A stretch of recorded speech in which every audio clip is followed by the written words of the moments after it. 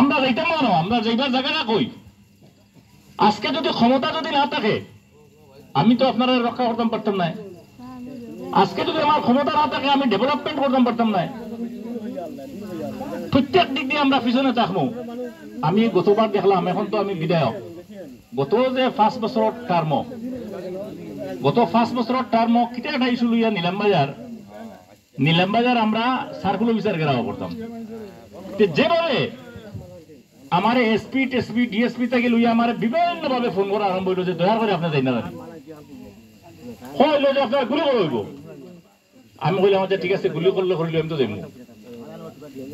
ও যে এই দিন মোকাবিলা যখন করছি আমি বুঝছি যে কিতার মোকাবিলা করিয়া ডরাইয়া মানুষ করতে কি পারছে না, কি অবস্থা আছিল। আজকে যদি আমার ক্ষমতা থাকে তাহলে দুই নয় ঘেরাও করার দরকার হয় না। আমরা দেখছি যে কংগ্রেসের পিরিয়ডও বহুত সময়